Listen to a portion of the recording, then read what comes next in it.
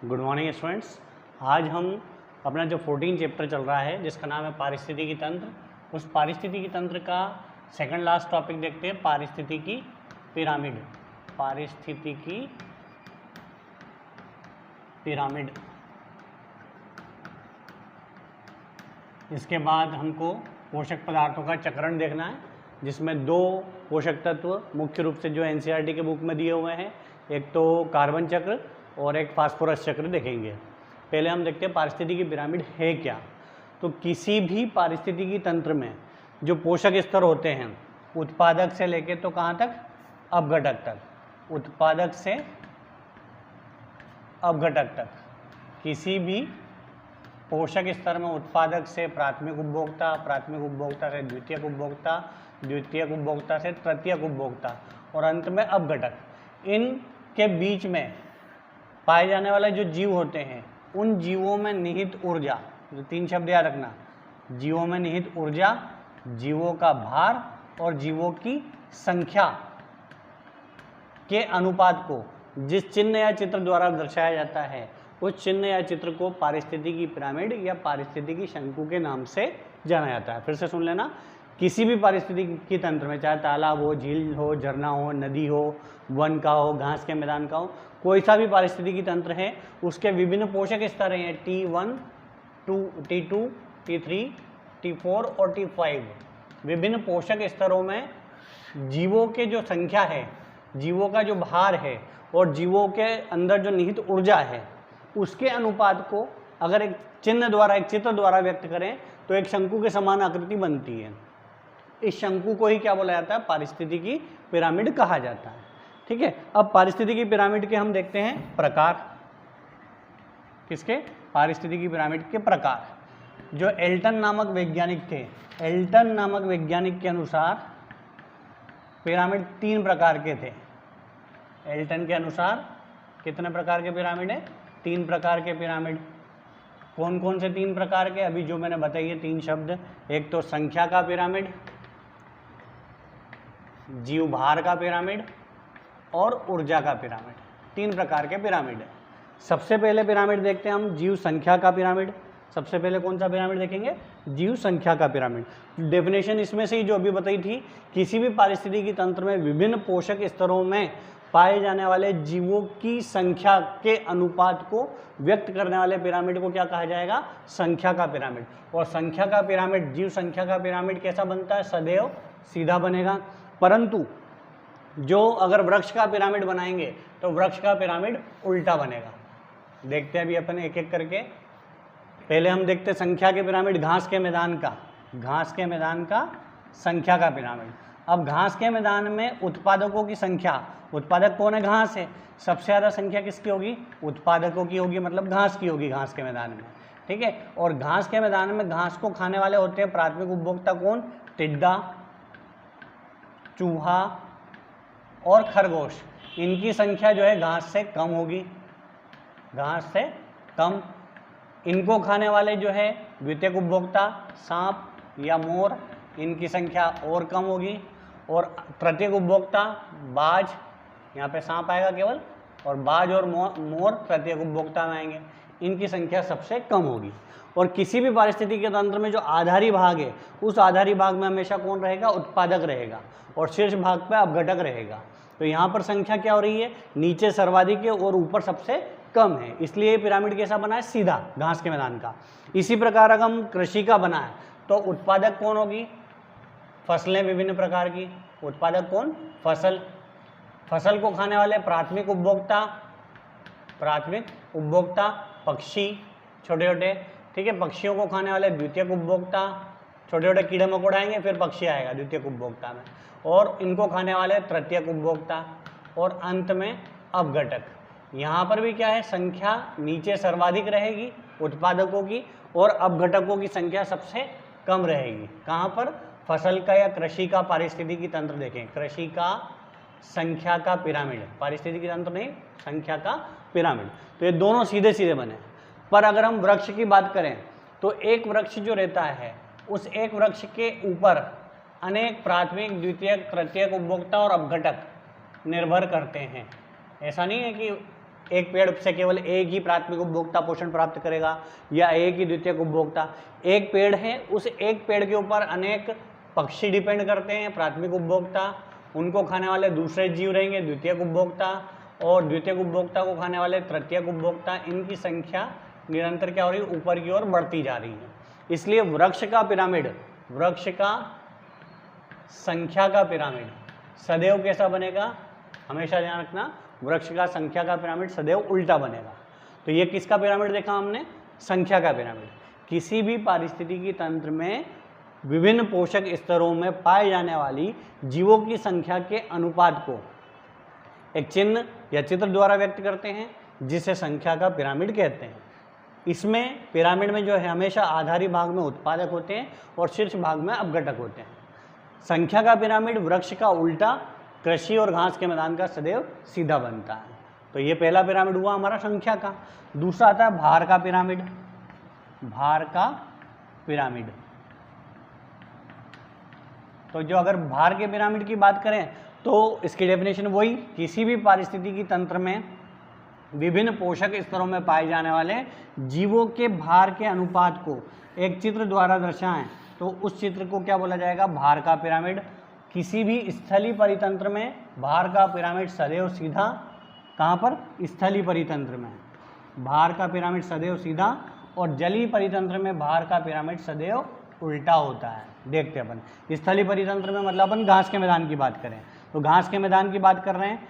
प्राथमिक पहले आएगा उत्पादक, उत्पादकों में कौन है? घास, जिनकी संख्या सबसे ज़्यादा होगी, या वन, जिसमें वृक्षों की संख्या सबसे ज़्यादा होगी, तो भार भी ज़्यादा इन्हीं का होगा। इनका ज़्यादा भार, इनसे कम भार होता है प्राथमिक उपभोक्ता का, क्योंकि इनकी संख्या कम है। इनसे कम संख्या है द्वितीयक उपभोक्ता की, ठीक है। तो इनका संख्या कम होने के कारण भार कम, और तृतीयक उपभोक्ता की संख्या और कम, इसलिए भार और कम, और अंत में अपघटक। यहाँ पर क्या बता रहे हैं कि उत्पादक से अपघटक तक भार में क्या होती जा रही? निरंतर कमी आ रही है। उत्पादकों का भार सबसे ज़्यादा और अपघटकों का भार सबसे कम। तो स्थलीय परितंत्र में जो भार का पिरामिड है वो सदैव सीधा बनता है। जलीय परितंत्र की बात करें तो जलीय परितंत्र में नीचे उत्पादक होंगे। अब उत्पादक मान लो तालाब है तो कौन होगा? एक तो पादप प्लवक, जानते हैं आप, तालाब की तली में तैरने वाले सूक्ष्म पादपों को पादप प्लवक, और मैक्रोफाइट्स मतलब बड़े पौधों को मैक्रोफाइट्स कहते हैं। ये दोनों उत्पादक हैं, ठीक है। इनकी संख्या सबसे ज़्यादा रहती है, इनका वजन जो है कम रहता है। पर उत्पादक को खाने वाले प्राथमिक उपभोक्ता, प्राथमिक उपभोक्ता को खाने वाले द्वितीयक उपभोक्ता, द्वितीयक उपभोक्ता से पोषण प्राप्त करने वाले को तृतीयक उपभोक्ता, तृतीयक उपभोक्ता में तालाब में मछली आती है, बड़ी मछली। अब एक मछली का भार जो है बहुत अधिक होता है, बड़ी मछली का भार किसकी अपेक्षा में? इन पादप प्लवक और मैक्रोफाइट्स की अपेक्षा। मतलब उत्पादकों की तुलना में इसका वजन क्या होता है? ज़्यादा होता है, भार ज़्यादा होता है। और भार ज़्यादा कहाँ होता है? ऊपर की ओर। यहाँ भार ज़्यादा कहाँ था? नीचे की ओर। इसलिए यहाँ पर पिरामिड कैसा बना है? उल्टा। और आखिरी में कौन आएगा? अपघटक।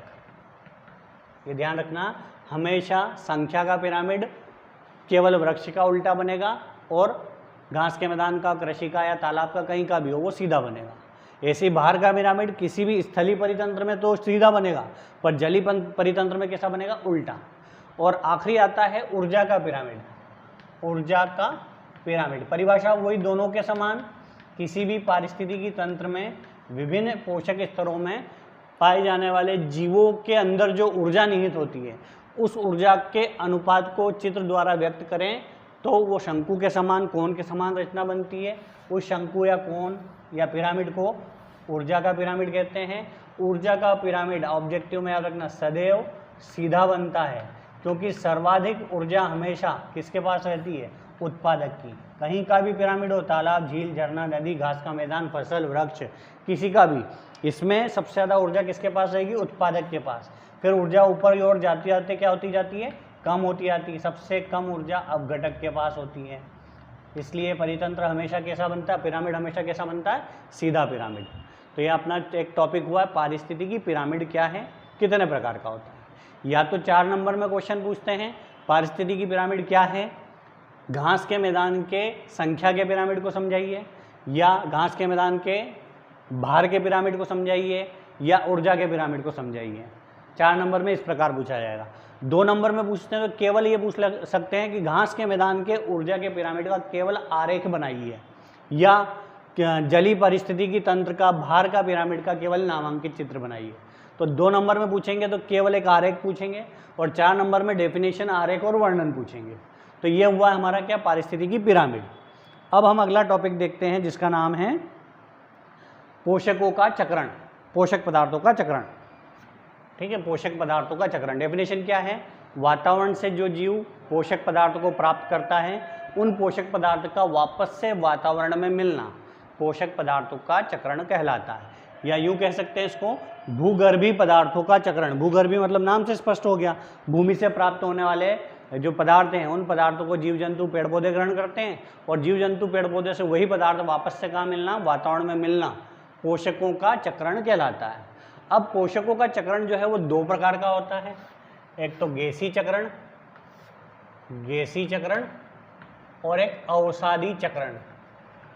सभी जीवों के लिए जो आवश्यक पोषक तत्व हैं कौन कौन है, carbon, hydrogen, oxygen, nitrogen, phosphorus, sulphur, magnesium, calcium, sodium, ये सब क्या है, आवश्यक तत्व है। इनकी भिन्न भिन्न मात्रा में आवश्यकता होती है, और इन सभी पदार्थों को या तो हम पृथ्वी के वातावरण से या फिर सागर, महासागर या प्राकृतिक स्रोतों से प्राप्त करते हैं इन पोषक तत्वों को। अब ये पोषक तत्व 2 रूपों में हैं, एक तो गैसीय पदार्थ के रूप में और अवसादी पदार्थों के रूप में। इसलिए गैसीय पदार्थों के रूप में प्राप्त करेंगे तो गैसीय चक्र कहलाएगा, और अवसादी पदार्थों के रूप में अवसादी चक्र कहलाएगा। जो कार्बन की बात करें, हाइड्रोजन की बात करें, ऑक्सीजन की बात करें, नाइट्रोजन की बात करें, तो ये गैसीय रूप में है जो हमको प्राप्त होते हैं। और अवसादी पदार्थ के रूप में फास्फेट है ना, कैल्शियम है, मैग्नीशियम है, ये चट्टानों से या जमीन से प्राप्त होने वाले तत्व हैं। ठीक है, ये अवसादी पदार्थ हैं, इसलिए इनका चक्र क्या कहलाता है, अवसादी चक्र, और ये गैस हैं इसलिए गैसीय चक्र। पहले हम कौन सा चक्र देखते हैं, कार्बन चक्र। सबसे पहले चक्र का नाम क्या है, कार्बन चक्र। कार्बन का मुख्य स्रोत जो है प्राकृतिक जल के स्रोत होते हैं, मतलब सागर, महासागर। इसके अलावा कार्बन का एक और मुख्य स्रोत है वातावरण की CO2। ठीक है, CO2 के रूप में हम किसको ग्रहण करते हैं, कार्बन को ग्रहण करते हैं। और हमारे शरीर के लिए जितने भी आवश्यक तत्व होते हैं, प्रोटीन हो, कार्बोहाइड्रेट हो, वसा हो, विटामिन हो, जो भी तत्व हैं, उन सभी के अंदर कौन मौजूद होती है, कार्बन मौजूद होती है। ठीक है, हर जगह कार्बन मौजूद है किसी न किसी रूप में। मिट्टी में भी कार्बन है, पानी में भी कार्बन है, और सारे पोषक तत्वों में कार्बन है। इस कार्बन को हम कैसे ग्रहण करते हैं और हमसे वापस कार्बन वायुमंडल में कैसे पहुंचती है, इसको हम चक्र के द्वारा समझाएंगे। सबसे पहले जो वायुमंडलीय CO2 है, वायुमंडलीय CO2, इस वायुमंडलीय CO2 को कौन ग्रहण करते हैं, हरे पौधे। हरे पौधे क्यों ग्रहण करते हैं, किस क्रिया को करने के लिए, CO2 को लेते हैं और जल का उपयोग करके क्या बना लेते हैं, ग्लूकोज का निर्माण करते हैं, C6H12O6 प्रकाश संश्लेषण द्वारा। तो पहले वायुमंडलीय CO2 को ग्रहण करते हैं हरे पौधे, उस CO2 का उपयोग काय में करते हैं, प्रकाश संश्लेषण में करते हैं, भोजन का निर्माण करते हैं। इसके अलावा ये पदार्थ ये जो है हरे पौधे श्वसन करते हैं, और श्वसन की क्रिया के दौरान CO2 मुक्त होती है, जो वापस कहाँ पहुँच जाती है, वायुमंडल में। अब हरे पौधों से जो CO2 कार्बन है CO2 के रूप में गई है, वो कहाँ जाएगी, तीनों प्रकार के उपभोक्ताओं में। कौन से, प्राथमिक उपभोक्ता, द्वितीयक उपभोक्ता और तृतीयक उपभोक्ता में। ठीक है, यहाँ से कार्बन पहले प्राथमिक उपभोक्ता, फिर द्वितीयक उपभोक्ता, फिर तृतीयक उपभोक्ता में। प्राथमिक उपभोक्ता ने जब कार्बन को ले ली ग्लूकोज के रूप में, और जब इनने श्वसन की क्रिया करी, कौन सी क्रिया करी, श्वसन या रेस्पायरेशन, तो CO2 को मुक्त कर दिया वायुमंडल में। प्राथमिक उपभोक्ता से कार्बन पहुंची द्वितीयक उपभोक्ता के पास, द्वितीयक उपभोक्ता ने भी श्वसन करा और वायुमंडल में मुक्त कर दी। द्वितीयक उपभोक्ता से तृतीयक उपभोक्ता के पास, और तृतीयक उपभोक्ता में भी श्वसन करा और वायुमंडल में। फिर यहाँ से CO2 पहुंची किसके पास, अपघटक के पास। अपघटक ने भी क्या करा, श्वसन करा और CO2 मुक्त कर दी, कहाँ पर, वायुमंडल में। सभी जगह से वायुमंडल पहुंच गई। अगर ये यहाँ से प्राथमिक द्वितीयक उपभोक्ता से के अलावा अगर ये CO2 गई जंतुओं के पास, किसके पास पहुँची, सॉरी, ये हरे पौधे अगर मर जाते हैं तो इनको क्या बोला जाएगा, मृत जीव। और जब ये मर जाएंगे तो इनका क्या होगा, दहन। और जब दहन होगा तो CO2 निकल करके कहाँ चल जाएगी, वायुमंडल में, दहन के दौरान। ठीक है। जब जीव मर जाएंगे तो मरने के कारण इनका दहन होगा, और दहन होने से इनके अंदर की जो कार्बन है वो दहन के रूप में कहाँ, वायुमंडल में पहुंच जाती है। इसी प्रकार प्राथमिक उपभोक्ता भी मरे, द्वितीयक उपभोक्ता भी मरते हैं और तृतीयक उपभोक्ता भी मरते हैं। तो तीनों मृत जीव जब मर जाते हैं तो इनका अपघटकों द्वारा क्या होता है, अपघटन होता है, और अपघटक इनका अपघटन करते हैं तो इसमें से कार्बन जो मुक्त होती है वो अपघटन के दौरान वायुमंडल में मुक्त हो जाती है। इस प्रकार वायुमंडलीय CO2 से कार्बन प्राप्त करते हैं विभिन्न जीव और वापस कहाँ पहुँचा देते हैं, वायुमंडल में। तो वायुमंडल से प्राप्त किए जाने वाले पदार्थ को वापस से वायुमंडल में पुनः चक्रण के रूप में पहुँचाना क्या कहलाता है, गैसीय चक्र कहलाता है, या पोषक पदार्थों का चक्रण कहलाता है। तो ये हुआ हमारा कार्बन चक्र। इस कार्बन चक्र के समान ही हमारा अगला चक्र है जिसका नाम है फास्फोरस चक्र। अब फास्फोरस चक्र में आपको याद रखना है कि कभी भी कोई भी जीव जो है फास्फोरस को फास्फोरस के रूप में ग्रहण नहीं करता है। किसको, फास्फोरस को फास्फोरस के रूप में ग्रहण नहीं करता है, बल्कि किस रूप में, फास्फेट आयन के रूप में ग्रहण करता है। ATP में भी फास्फेट है, ADP में भी फास्फेट है, ADP में फास्फेट है ना, AMP में फास्फेट है, फास्फोलिपिड में फास्फेट है, फास्फोलिपिड में। इसके अलावा जो न्यूक्लिक अम्ल होते हैं Na न्यूक्लिक एसिड, DNA और RNA, उनमें भी फास्फेट है। मतलब फास्फेट आवश्यक जो तत्व हैं, यौगिक हैं, उन यौगिकों का एक घटक है कौन, फास्फेट।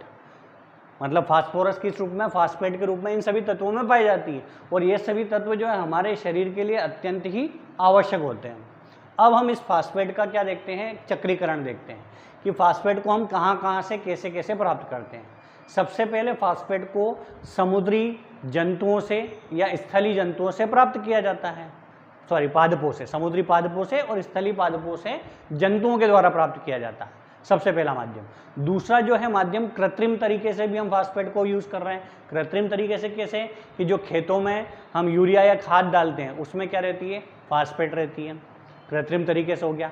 इसके अलावा वाहित मल, जो हमारे डिटर्जेंट्स बनते हैं, साबुन सर्फ वगैरह बनते हैं, उसमें भी क्या मिली रहती है, फास्फेट मिली रहती है। तो भिन्न भिन्न माध्यमों से फास्फेट वायुमंडल में आती है और वायुमंडल से वापस पृथ्वी, स्थलीय क्षेत्र में या समुद्र में पहुंच जाती है।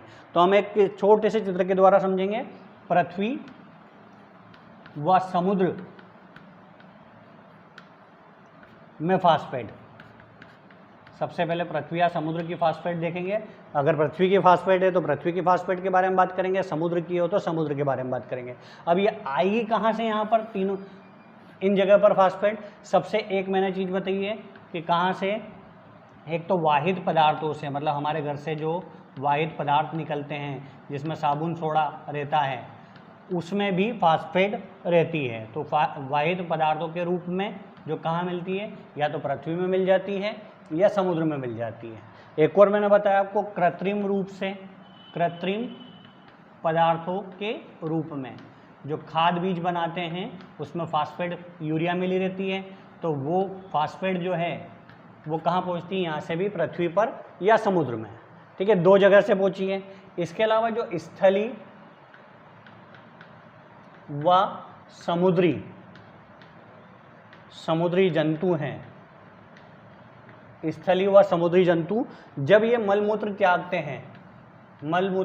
हैं तो उस मलमूत्र के माध्यम से भी कौन आती है, फास्फेट आती है, जो कहाँ पर मिल जाती है, पृथ्वी या समुद्र में ही मिल जाती है। इसके अलावा जब जीवों की मृत्यु होती है, इन जीवों की मृत्यु होती है, तो मृत्यु के फलस्वरूप पदार्थों का अपघटन होता है और फास्फोरस जो है वो पृथ्वी या समुद्र में मिल जाती है।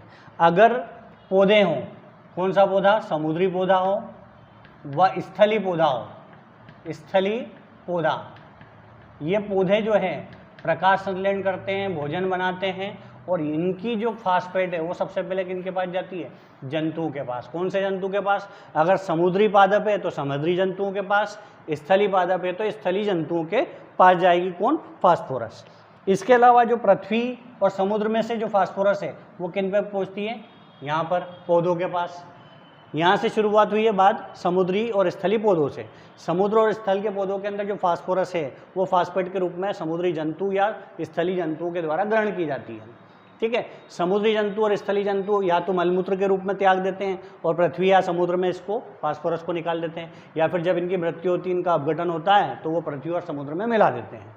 इसके अलावा पृथ्वी और समुद्र में ये फास्फोरस कहाँ से प्राप्त होती है? वाहित पदार्थों के रूप में, और इसके अलावा किसमें? कृत्रिम पदार्थों के रूप में भी प्राप्त होती है।